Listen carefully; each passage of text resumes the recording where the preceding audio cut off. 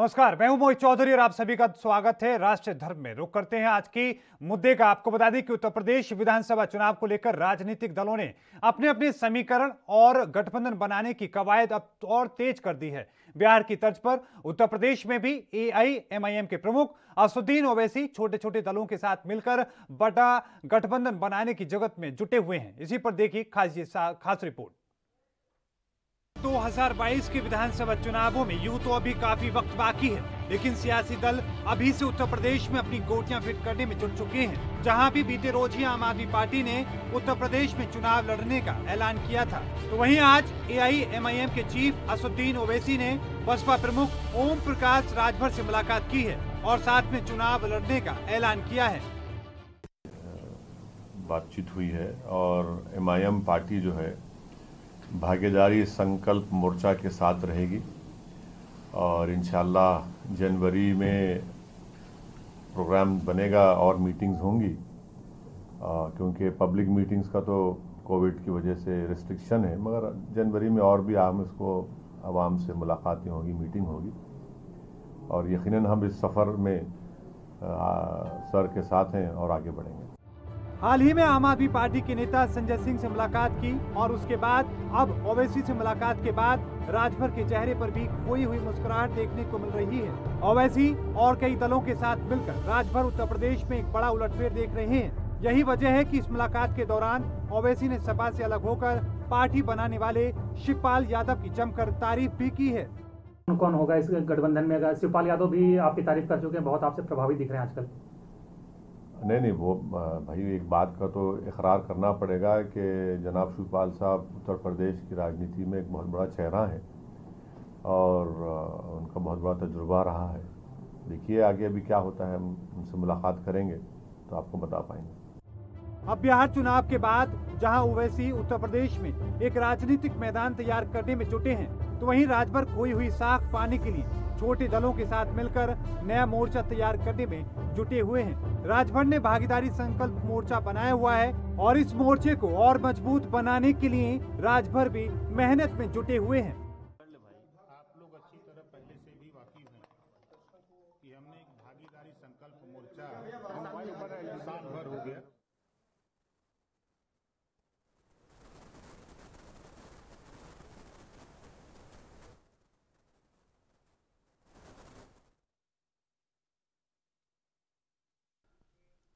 तो कुल मिला के अभी से 2022 की विसात जो बिछनी शुरू हो चुकी है, इसी को लेकर हम चर्चा करेंगे। आज की चर्चा में शामिल होने के लिए हमारे साथ पॉलिटिकल एक्सपर्ट संदीप चौधरी हैं और साथ में बीजेपी के राघवेंद्र जी हमारे साथ हैं। आपका भी स्वागत है सर एएनबी न्यूज पर। संदीप चौधरी सर, आपका भी स्वागत है। संदीप चौधरी सर, सबसे पहले रुख मैं आपका करना चाहूंगा।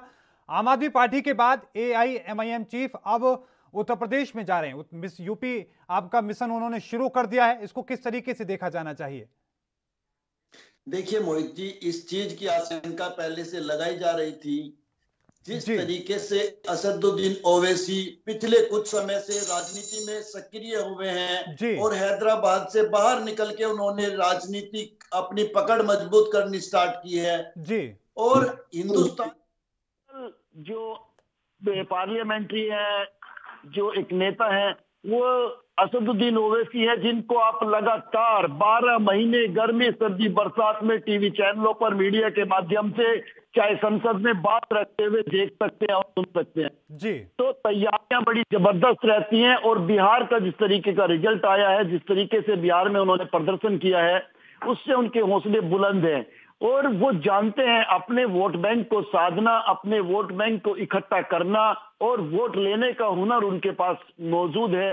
इसीलिए वो हैदराबाद के आज तक लगातार किंग बने रहे हैं और उन्होंने अपनी राजनीतिक जो एक पकड़ होती है, राजनीतिक समझदारी होती है, वो बिहार में साबित करके दिखाई है और उनको मालूम है बिहार से कहीं ज्यादा इजी उनके लिए उत्तर प्रदेश रहने वाला है, क्योंकि उत्तर प्रदेश में जाति और धर्म हावी रहते हैं जिस तरीके से बिहार में रहते हैं और इस चीज को वो कैश कर सकते हैं।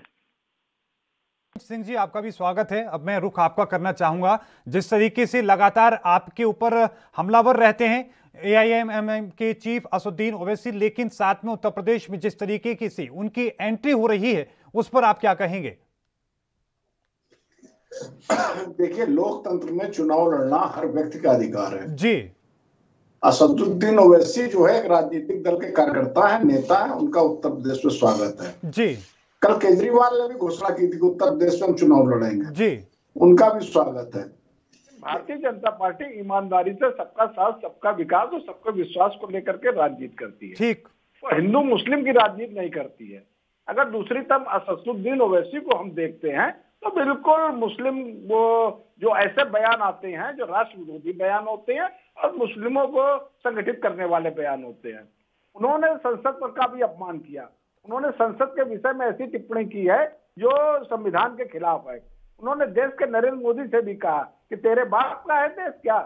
इस तरीके की टिप्पणी की। इनके भाई ने कहा कि ये हम 25 करोड़ है, आप लोग 100 करोड़ हो, 15 मिनट को पुलिस हटा लो। इस प्रकार की बयान ये लोग बयानबाजी करते हैं। अभी हमारे जो एक्सपर्ट मित्र हैं उन्होंने कहा कि बिहार में कुछ सीटें इन्हें मिली। हाँ, निश्चित रूप से मिली। सीमांचल के क्षेत्र में जहाँ मुस्लिम आबादी बड़े पैमाने पर है और ये वहां ध्रुवीकरण करने के लिए बिल्कुल ध्रुवीकरण हो गया था। सीमांचल के क्षेत्र में राजनीतिक ध्रुवीकरण करने में सफल है। उत्तर प्रदेश में मैं बता दूं हमारी योगी सरकार जो है ईमानदारी से काम करती है। जो भी योजनाएं होती हैं उसका बंटवारा ईमानदारी से किया जाता है। हम लोग सबका साथ, सबका विकास, सबके विश्वास को लेकर के काम कर रहे हैं। हम लोग हिंदू मुस्लिम का विषय नहीं करते हैं। जो भी प्रधानमंत्री आवास योजना जो है उसमें जो मकान जितने हिंदुओं को मिले आनुपातिक दृष्टिकोण से मुसलमानों को मिले। लेकिन सर जिस तरीके से कल बीते रोज की हम बात करें, आम आदमी पार्टी ने ऐलान किया कि वो मैदान में उतरेगी, तो केशव प्रसाद मौर्य भी बयान देते हैं। वो कहते हैं मुंगेरी लाल के सपने देख रही है आम आदमी पार्टी। रवि किशन भी अपनी बात कहते हैं और भी बीजेपी के नेता अपनी बात कहते हैं, लेकिन एआईएमआईएम के उतरने पर कोई खास टिप्पणी नजर नहीं आती है और आरोप आप पर लगातार यही लगते हैं कि वो बी टीम की तरह काम कर रही है आपके लिए। देखिए, हाँ, आरोप लगते हैं, बिल्कुल सही है। आरोप लगाने वाले लगाते हैं। है क्या कि भारतीय जनता पार्टी इस समय वटवृक्ष हो गए हैं। आरोप लगाना बहुत आसान होता है। भारतीय जनता पार्टी के ऊपर कोई आरोप सिद्ध नहीं कर पाते हैं जी। चाहे आपके चुनाव की व्यवस्था को लेकर के आरोप हो, चाहे न्यायालय की व्यवस्था को लेकर के आरोप हो, चाहे इस प्रकार का आरोप लगाते हो कोई भी भारतीय जनता पार्टी की बी टीम है। हम लोग इसकी परवाह नहीं करते हैं। बिल्कुल, हम लोग ईमानदारी से जनता के हितों का काम करते हैं जी। और उसके लिए दृढ़ संकल्पित रहते हैं। ठीक है सर। संदीप चौधरी सर, मैं आपका रुख करूंगा। क्या लगता है कि अगर ओवैसी वहां पहुंचते हैं तो सबसे बड़ी चुनौती जो होगी उनके लिए क्या होगी सामने, और किस पार्टी को सबसे बड़ी चुनौती दे सकते हैं? देखिए मोहित जी, बहुत अच्छा सवाल आपने किया है जी। यही चीज है समझने वाली है। मैं आपको बता दूं मजबूती किसको मिलेगी। जिस तरीके की ओवैसी ब्रदर्स राजनीति करते हैं तो उनकी राजनीति के तरीके से ऑटोमेटिक भारतीय जनता पार्टी को मजबूती मिलेगी, क्योंकि वो धर्म की राजनीति करते हैं। जब मुस्लिम वोट बैंक को वो लामबंद करेंगे तो हिंदू वोट बैंक भी लामबंद होगा और उसका बेनिफिट बीजेपी को जाएगा। अब बात आती है कि ओवैसी बंधुओं के उत्तर प्रदेश में आने के बाद नुकसान किसे होगा। देखिए, मैं आपको बताऊं, अभी तक उत्तर प्रदेश के अंदर कोई भी ऐसी मुस्लिम पार्टी या मुस्लिम नेता नहीं था जिसके पीछे मुस्लिम लामबंद हो सके। अभी तक मुस्लिम जो वोट बैंक है यूपी के अंदर खासकर, वो अखिलेश यादव यानी कि समाजवादी पार्टी के साथ मैक्सिमम जुड़ा हुआ था, लेकिन बिखराव की स्थिति में भी है। इस चीज से भी इनकार नहीं किया जा सकता। मुस्लिम वोट बैंक कांग्रेस के पास भी जाता है, मुस्लिम वोट बैंक मायावती के पास भी जाता है। तो इन चीजों को समझने की जरूरत है। जिस तरीके से बिहार के अंदर ओवैसी ने अपना प्रदर्शन किया है, अगर ओवैसी बंधुओं ने कहीं ना कहीं अपनी मस्जिदों में जाके या अपनी भाषा में या उर्दू में या इस्लामिक लैंग्वेज में चीजों को समझाने की कोशिश की और अपनी जो एक गुटबंदी है उसको मजबूत करने का काम किया कि आपकी समस्या आपके लोग समझेंगे, आपको नेतृत्व आपके लोग देंगे, तो कहीं ना कहीं कांग्रेस, समाजवादी पार्टी और बसपा के लिए मुश्किल हो सकती है। ठीक है राजभर जी, जिस तरीके से लगातार चुनौती देने की बात कह रहे हैं, जिस तरह की बातें वो कह रहे हैं, उन्होंने सीधे तौर पर कहा कि प्रधानमंत्री मोदी सिर्फ बातें कहते हैं, लेकिन उनकी जो पार्टी है और उनका जो दल है वो लगातार मेहनत कर रहा है और भी लोगों को एकजुट करने की कोशिश कर रहा है और उसके आगे बढ़ने की कोशिश कर रहा है। उन्होंने कहा हम चीजों को उतारेंगे। तो राघवेंद्र जी, क्या लगता है कि आपके लिए एक चुनौती होगी राजभर का इस तरीके से लगातार उभरना, लगातार आगे बढ़ना? देखिए, भारतीय जनता पार्टी ईमानदारी से काम करने वाला राजनीतिक दल है जी। हम लोग लगातार 24 घंटे सड़कों पर रहने वाले लोग हैं जी। चुनाव हो या ना हो, हमारा प्रत्येक कार्यकर्ता बूथ स्तर से लेकर के जिले स्तर तक, सांसद विधायक हमेशा सड़कों पर रहते हैं। हम लोग जनता के हितों का ध्यान रखते हैं। ईमानदारी से काम करने वाले लोग हैं। ये राजभर हो, चाहे समाजवादी पार्टी हो, चाहे बहुजन समाज पार्टी हो, चाहे केजरीवाल हो, चाहे कोई भी हो, हम लोग इनकी जो इस प्रकार की जो छोटी बात करते हैं, हल्की राजनीति करते हैं, राजनीतिक ध्रुवीकरण की, उसका बिल्कुल भी ध्यान नहीं देते हैं। ये जो अकबरुद्दीन ओवैसी वाला विषय हो, चाहे केजरीवाल वाला विषय हो, दोनों लोग पहले भी उत्तर प्रदेश में चुनाव लड़ चुके हैं। ऐसा नहीं अकबरुद्दीन ओवैसी पहली बार आ रहे हैं। इनके प्रत्याशियों की क्या गति हुई थी ये लोग बेहतर तरीके से जानते हैं। लेकिन सर राघवेंद्र जी, पहले के मुकाबले इस बार क्योंकि वो छोटे छोटे जो दल हैं उन सबके साथ मिलकर आ रहे हैं, छोटे छोटे दल नीचे ही नीचे तैयार किए जा रहे हैं, उसी को लेकर उन्होंने आज शिवपाल यादव को लेकर भी इशारा किया है। तो लगता नहीं आपको चुनौती मिलेगी? सारे दल एक साथ होंगे तो आपका वोट कट सकता है। अरे शिवपाल यादव के ये लोग जो है छोटे राजनीतिक दल हैं, उनका स्वागत है। ईमानदारी से अगर जनता की सेवा करें और आपस में ईमानदारी से गठबंधन करें तो हो सकता है कुछ इनको विजय मिले। लेकिन ये लोग जो है शून्य की स्थिति में है उत्तर प्रदेश में, चाहे राजभर हो चाहे कोई भी दल हो। छोटे मोटे राजनीतिक दल भारतीय जनता पार्टी का कुछ नहीं हो सकते। ये लोग स्वार्थी राजनीतिक तत्व हैं। ये लोग चाहे कहीं पर भी रहें कुछ नहीं कर सकते। भारतीय जनता पार्टी ईमानदारी से काम कर रही है और विजय भारतीय जनता पार्टी के पक्ष नहीं होगी। ये लोग चाहे अकबरुद्दीन ओवैसी हो, ये लोग उत्तर प्रदेश में कुछ भी नहीं पा सकते हैं। ईमानदारी की बात तो ये है, ये लोग स्वार्थी लोग हैं, सिर्फ अपनी जमीन तलाशने के लिए आते हैं। 2-4 सीटें अगर मिल जाएगी तो कोई अगर ऐसी स्थिति होती है तो बार्गेनिंग की स्थिति में रहना चाहते हैं। और इन लोगों का ना कोई सरकार बनने जा रही है, ना कोई ऐसी स्थिति है कि वो लोग कोई प्रभावी भूमिका में रहेंगे। चलिए ठीक है सर, ठीक है। अब बीजेपी बड़ा दल बन चुका है, एक वक्त वो भी था जब वो भी छोटा दल था, और ऐसे दलों के साथ मिलकर ही आगे बढ़ा। संदीप चौधरी सर, आप देखते हैं कि संभव है कि छोटे छोटे दल मिलकर क्या उत्तर प्रदेश में सरकार बना सकते हैं या उस लायक वहां पर पहुंच सकते हैं? देखिए मोहित जी, ये कहना जल्दबाजी होगा कि छोटे छोटे दल मिलकर सरकार बना सकते हैं, लेकिन मैं आपको एक चीज क्लियर कर दूं, भारतीय जनता पार्टी आज की तारीख में एक ऐसा दल है, एक ऐसा वोट बैंक है, उसको छोड़ चाहे कोई नेता गया हो चाहे कोई पार्टी गई हो, वो सरवाइव नहीं कर पाई। अगर बिहार में चिराग पासवान का आपका एग्जाम्पल देखना हो तो आप देख सकते हैं, अगर हरियाणा में कुलदीप बिश्नोई का देखना हो आप देख सकते हैं। इसी तरीके से आप कई पॉलिटिशियन ऐसे हैं जिनकी राजनीति खत्म हो गई। कल्याण सिंह जैसे बड़े नेता थे जिन्होंने पार्टी छोड़ी, बाद में वापसी करनी पड़ी। तो भारतीय जनता पार्टी का आज की तारीख में बड़ा वोट बैंक है, जमीनी स्तर का कार्यकर्ता है, उसको छोड़कर पार्टी को फायदा नहीं हो सकता। लेकिन एक चीज मैं जरूर कहना चाहूंगा कि ओम प्रकाश राजभर कहीं ना कहीं उस चीज को पूर्ति करना चाहते हैं जो उन्हें भारतीय जनता पार्टी को छोड़ने के बाद नुकसान हुआ है, उस पूर्ति को वो ओवैसी के साथ जुड़कर पूरा करना चाहते हैं।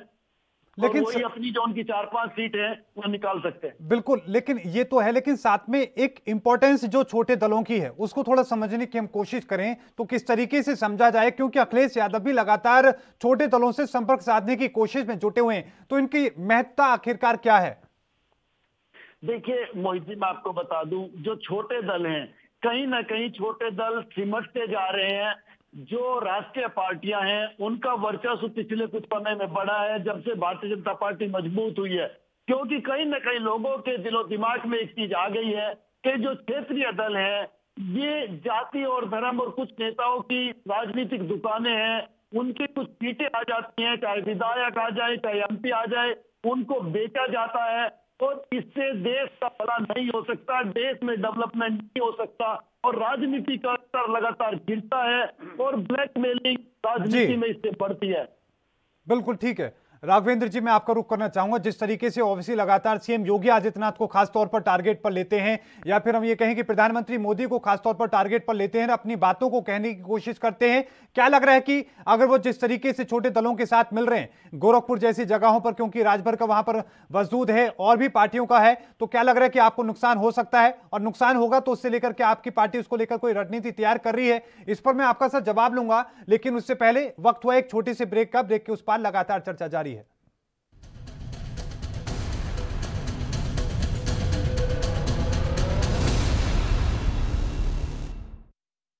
क्या आप दुबले पतले कमजोर हैं? आपकी सेहत नहीं बनती, भूख कम लगती है, वजन नहीं बढ़ता?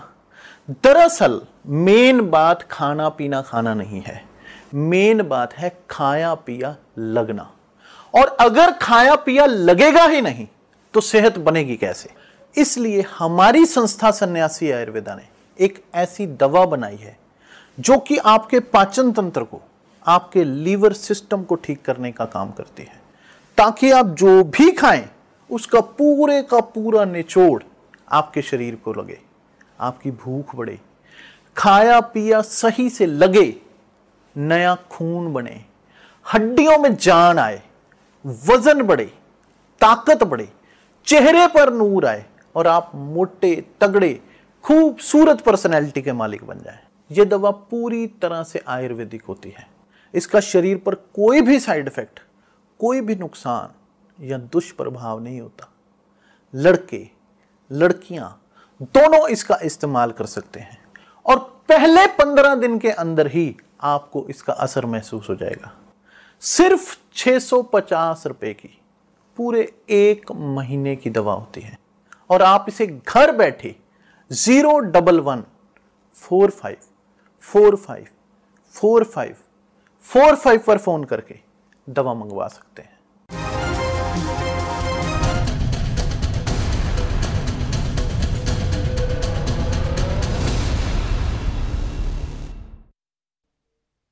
तो ब्रेक के बाद एक बार फिर से आपका स्वागत है। राष्ट्रधर्म देख रहे हैं आप, हमारे साथ लगातार चर्चा जारी है। हमारे साथ 2 मेहमान हमारे साथ जुड़े हुए हैं। संदीप चौधरी हैं, पॉलिटिकल एक्सपर्ट हैं, और साथ में आपको बता दें कि बीजेपी के प्रवक्ता राघवेंद्र जी हमारे साथ हैं। राघवेंद्र जी, सवाल मेरा यह था कि लगातार जिस तरीके से चाहे ओवैसी की पार्टी हो, राजभर हो, ये छोटे दलों को अपनी ओर खींचने की और कोशिश कर रहे हैं, और साथ में अखिलेश यादव भी कर रहे हैं। क्या आपकी भी कोई ऐसी रणनीति है कि छोटे दलों को अपनी ओर खींचा जाए और इससे नुकसान से बचा जाए?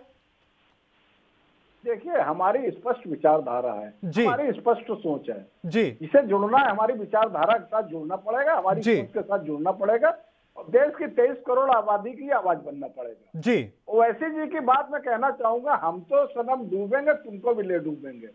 ओवैसी जी की जो बयानबाजी है, जो भारत का विरोध करते हैं, कहते हैं मैं हिंदुस्तान नहीं बोलूंगा, इनके विधायक बोलते हैं भारत माता नहीं बोलूंगा, इसका विरोध करते हैं। लेकिन सर, इन्हीं बयानों की वजह से तो चाहे आप हैदराबाद में निगम के जो चुनाव हुए, नगर निकाय के चुनाव हुए, वहां पर वो आप देखिए, वहां पर ना तो आपको नुकसान हुआ, आपको फायदा हुआ, ना ओवैसी को नुकसान हुआ, लेकिन बाकी दलों को जरूर नुकसान हुआ। वही चीज बिहार में देखने को मिली।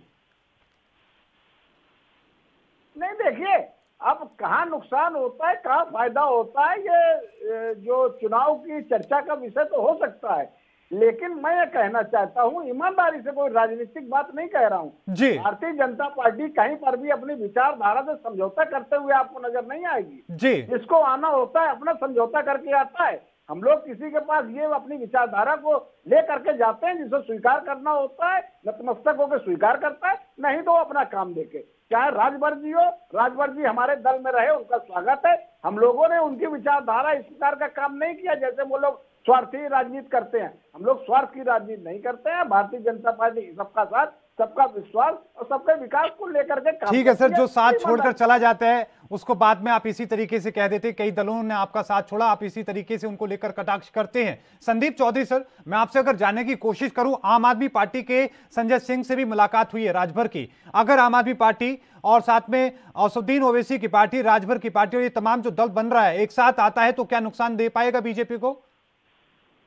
देखिए मोहित जी, मैं आपको क्लियर कर दूं, जितने भी दल हैं अगर वो साथ में आएंगे तो वो जो यूपी में दूसरे क्षेत्र के दल हैं जिनको जनता देख चुकी है और जिनका जनाधार लगातार कम हुआ है, जो पार्टियां कमजोर हुई हैं, आप देखिए पिछले कुछ सालों में बसपा कमजोर हुई है, समाजवादी पार्टी का हश्र आपने लोकसभा में देखा, डिम्पल यादव हार गई है।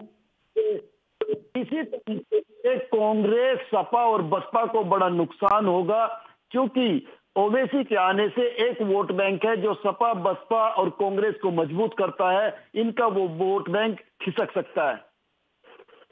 जिस तरीके से संजय सिंह भी लगातार सक्रिय हैं, पूरी मेहनत में जुटे हुए हैं, और वो भी दावा भर रहे हैं कि हम सभी सीटों पर लड़ेंगे और मेहनत के साथ लड़ेंगे, मुफ्त पानी और मुफ्त बिजली की वो बातें कर रहे हैं, इस तरह के मुद्दे हैं, तो क्या लग रहा है कि इफेक्ट डाल सकते हैं? देखिए, ये चीजें असर करती हैं, इस बात में कोई दो राय नहीं है। दिल्ली का चुनाव हम देख चुके हैं, एक बार नहीं 3-4 बार देख चुके हैं, तो ये चीजें असर करेंगी। लेकिन यूपी चूंकि एक बहुत बड़ा स्टेट है, और बदलाव आने में टाइम लगता है, लोगों का विश्वास जमने में टाइम लगता है। ऐसा नहीं है कोई नया नेता लोगों के बीच में आएगा, अचानक आके घोषणा करेगा और सबका वोट ले जाएगा। लोगों को बीच में रहना पड़ता है, लोगों के काम कराने पड़ते हैं। कि यूपी की राजनीति और दिल्ली की राजनीति में फर्क है। दिल्ली में आप घोषणाओं के बेस पर शॉर्ट टर्म में चुनाव जीत सकते हैं, लेकिन यूपी की राजनीति ऐसी है, लोगों को जरूरत पड़ती है, उनके पुलिस थाने के भी काम होते हैं, उनके डीसी ऑफिस के भी काम होते हैं, उनके एसडीएम ऑफिस के भी काम होते हैं, तहसील के भी काम होते हैं। तो यहाँ पे अपने आप को प्रूव करना पड़ेगा, आपको अपना संगठन खड़ा करना पड़ेगा, परफॉर्मेंस देनी पड़ेगी, उसके बाद यूपी का आदमी बदलाव की सोचता है। राघवेंद्र जी, जिस तरीके से फ्री पानी की बात की जा रही है आम आदमी पार्टी की तरफ से, फ्री बिजली की बात कही जा रही है, स्वास्थ्य सेवाओं को लेकर उन्होंने तंज कसा उत्तर प्रदेश पर, और साथ में स्कूल की शिक्षा को लेकर उन्होंने बात कही, और आज राजभर भी यही कहते हुए नजर आए हैं। क्या लग रहा है कि मुद्दे बदलेंगे इस बार 2022 के, और ये मुद्दे आप पर भारी पड़ते हुए नजर आएंगे? देखिए, दिल्ली प्रदेश जो है बहुत छोटा प्रदेश है और वहाँ की परिस्थितियां और स्थितियां अलग हैं जी। वहाँ की आबादी मात्र 2 करोड़ है, उत्तर प्रदेश की आबादी 24 करोड़ है जी। हमारी जो है कृषि योग्य भूमि जो है 80% है हमारी भूमि, और दिल्ली में कोई ऐसी समस्याएं नहीं है। वास्तविकता तो यह है, केजरीवाल ने दिल्ली का बेड़ा गर्क करके रख दिया। राजस्व जो होता है वो एक रीढ़ होता है प्रदेश का। अच्छा ये बताइए, दिल्ली में जो है नगर निगम के अधिकारी जो धरना क्यों दे रहे हैं? 1200 करोड़ रुपए की उनकी उधारी हो गई है। दिल्ली के कर्मचारियों को तनख्वाहें नहीं, दिल्ली नगर निगम सर 12,000 करोड़ की उधारी हो गई है, उसका बकाया मांगा भी जा रहा है, लेकिन यही बात तो 2,500 करोड़ के घोटाले के आरोप भी आपके ऊपर लगा रहे हैं, उस ओर नहीं जाते। लेकिन बात यह कि इस तरह के जब मुद्दे आएंगे, 22 करोड़ लोगों में से अगर मानकर चलिए कि 20 करोड़ के आसपास भी अगर उनकी बातों को समझने की कोशिश करते हैं, या 10 करोड़ भी समझने की कोशिश करते हैं, तो लगता नहीं कि कम से कम एक विकल्प के तौर पर आपके सामने खड़े होंगे वो लोग? कतई विकल्प के तौर पर नहीं खड़े होंगे। इससे पहले भी आम आदमी पार्टी अपने मुद्दों को लेकर के उत्तर प्रदेश में चुनाव लड़ चुकी है जी। चाहे आम आदमी पार्टी हो चाहे AIMIM हो जी। ये समाज उत्तर प्रदेश में पहले भी चुनाव लड़ चुकी है। उत्तर प्रदेश की जनता और नेता लोग सब लोग इनकी दशा देख चुके हैं। ये लोग अपनी बस जमीन तलाशने के, अपना अस्तित्व बचाने के लिए चुनाव में आए हुए हैं उत्तर प्रदेश में। चाहे कोई भी राजनीतिक दल हो, वो वर्तमान में भारतीय जनता पार्टी के सामने कुछ भी नहीं है उत्तर प्रदेश में। वो लोग चाहे एक होकर लड़े चाहे अलग अलग लड़े, उनको शून्य की स्थिति में जाना ही होगा, क्योंकि वो उत्तर प्रदेश की जनता को ठगने का उन लोगों ने काम किया हुआ है। ठीक है सर। संदीप जी, मैं आपका रुख करना चाहूंगा, आपसे ये जानने की कोशिश करूंगा 22 के मुद्दे क्या लग रहा है कि बदले बदले हो सकते हैं इस बार के विधानसभा चुनावों में, क्योंकि केजरीवाल की एंट्री होगी, ओवैसी की एंट्री होगी, अलग अलग तरह के मामले होंगे। देखिए मोहित जी, बिल्कुल चीजें बदलेंगी, इस बात में कोई दो राय नहीं है। लेकिन मैं आपको बता दूं, उत्तर प्रदेश का चुनाव जो घोषणाएं होंगी उनके आधार पर नहीं, उत्तर प्रदेश का चुनाव धर्म के आधार पर होगा। उत्तर प्रदेश में जो वोटिंग होती है, मैं मानता हूं 80% वोट यहाँ पे धर्म के आधार पे दिया जाता है। कैंडिडेट कितना भी अच्छा आ जाए, आज मुस्लिम जो वोटर होगा वो जाके अपने कैंडिडेट को वोट करेगा। इसी तरीके से मुस्लिम कैंडिडेट कितना भी अच्छा आ जाए, असदुद्दीन ओवैसी का, मुझे नहीं लगता वो हिंदू वोट बैंक में सेंध लगा पाएगा। तो ये चीज बड़ा फैक्टर रहने वाला है। और आज की तारीख में आपको पता है, भारतीय जनता पार्टी एक हिंदुत्व की और हिंदूवादी पार्टी बनकर के उभरी है। जिस तरीके से पहले रोड के ऊपर आपने देखा होगा नमाजें पढ़ी जाती थी, रोड ब्लॉक हो जाते थे, जिस तरीके से मंदिर मस्जिद के झगड़े आए दिन होते थे, जिस तरीके से लड़कियों के साथ छेड़छाड़ होती थी, तमाम ऐसी चीजें थी उत्तर प्रदेश के अंदर जिसको मिनी पाकिस्तान कहने लगे थे, और यहाँ पे भय का माहौल था। आज वो माहौल कहीं ना कहीं योगी सरकार ने बदलने का काम किया है। तो मुझे लगता है वोट जो हिंदुस्तान यूपी के इलेक्शन में होने वाली है, वो कहीं ना कहीं हिंदुत्व वर्सेज मुस्लिम होने वाली है। चौधरी जी, आखिरी कमेंट के तौर पर हम इस चीज देखें कि क्या ऐसे कोई समीकरण अभी से बनते हुए नजर आ रहे हैं कि आम आदमी पार्टी और AIMIM एक साथ आ सके, गठबंधन करें, या फिर भविष्य में ऐसे कोई विकल्प आपको नजर आते हैं? देखिए, ऐसा होने की मुझे कोई चांसेस लगते नहीं है जी। आम आदमी पार्टी अपने तरीके से चुनाव लड़ेगी और असदुद्दीन ओवैसी का साथ नहीं सकता, वो लेके बातचीत हो सकती है, लेकिन फाइनली इस मुकाम पर पहुंचे कि असदुद्दीन ओवैसी के साथ मिलकर आम आदमी पार्टी चुनाव लड़े, ये पॉसिबल लगता नहीं है। क्योंकि असदुद्दीन ओवैसी की राजनीति बहुत तरह की कंट्रोवर्शियल राजनीति रहती है और आम आदमी पार्टी इससे बचने की कोशिश करेगी। राघवेंद्र जी, आखिरी कमेंट आपका भी होगा, आपसे जानने की कोशिश करेंगे भविष्य में अगर जरूरत पड़ी क्या राजभर का हाथ फिर से थाम सकते हैं आप? देखिए, राजभर जी अगर भारतीय जनता पार्टी के राष्ट्रवाद की नीतियों से और उत्तर प्रदेश का विकास के एजेंडे में काम करना चाहते हैं तो स्वागत है। और ओवैसी उनके एजेंडे में और ओवैसी सर, भारतीय जनता पार्टी किसी के एजेंडे को लेकर के काम नहीं करती है, उनके अपने एजेंडे होते हैं। भारतीय जनता पार्टी 4 लाख सरकारी नौकरियां दी है, उसके आधार पर चुनाव लड़ेगी। भारतीय जनता पार्टी ने 25 लाख से अधिक लोगों को मकान दिया है, उस आधार पर चुनाव लड़ेगी। चलिए ठीक है सर। पार्टी ने 1.5 करोड़ गैस कनेक्शन दिए हैं, उस आधार पर चुनाव लड़ेगी। भारतीय जनता पार्टी ने 1,09,000 विद्युत कनेक्शन दिए हैं निःशुल्क, उस आधार पर चुनाव लड़ेगी। ठीक है, अपने काम और अपने विकास पर जो मैदान में बीजेपी इस बार उतरने वाली है, कुल मिलाकर ये है। राघवेंद्र जी बहुत बहुत धन्यवाद, और संदीप चौधरी जी आपका भी बहुत बहुत धन्यवाद अपना कीमती वक्त हमारे साथ साझा करने के लिए और आज की चर्चा में हिस्सा लेने के लिए। संदीप चौधरी पॉलिटिकल एक्सपर्ट जुड़े, राघवेंद्र जी बीजेपी के प्रवक्ता थे, वो भी अपनी बात कही और साथ में इसको लेकर अपनी चर्चा में हिस्सा में उसमें शामिल हुए। लगातार जिस तरह की स्थिति उत्तर प्रदेश में फिलहाल 2022 से पहले बदलती नजर आ रही है और आगे क्या कुछ बदलता नजर आएगा वो आप तक पहुंचाते रहेंगे, लेकिन इस बुलेटिन में अभी के लिए इतना ही। देखते रहिए एएनबी न्यूज़। धन्यवाद।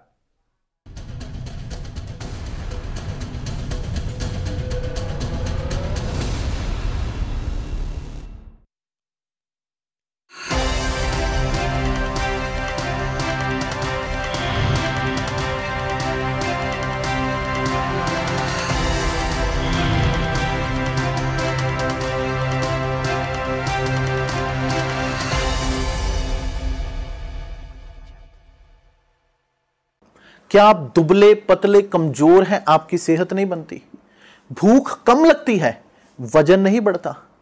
दरअसल मेन बात खाना पीना खाना नहीं है, मेन बात है खाया पिया लगना।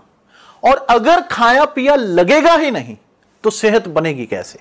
इसलिए हमारी संस्था सन्यासी आयुर्वेदा ने एक ऐसी दवा बनाई है जो कि आपके पाचन तंत्र को, आपके लीवर सिस्टम को ठीक करने का काम करती है, ताकि आप जो भी खाएं उसका पूरे का पूरा निचोड़ आपके शरीर को लगे, आपकी भूख बढ़े, खाया पिया सही से लगे, नया खून बने, हड्डियों में जान आए, वजन बढ़े, ताकत बढ़े, चेहरे पर नूर आए और आप मोटे तगड़े खूबसूरत पर्सनैलिटी के मालिक बन जाएं। यह दवा पूरी तरह से आयुर्वेदिक होती है। इसका शरीर पर कोई भी साइड इफेक्ट, कोई भी नुकसान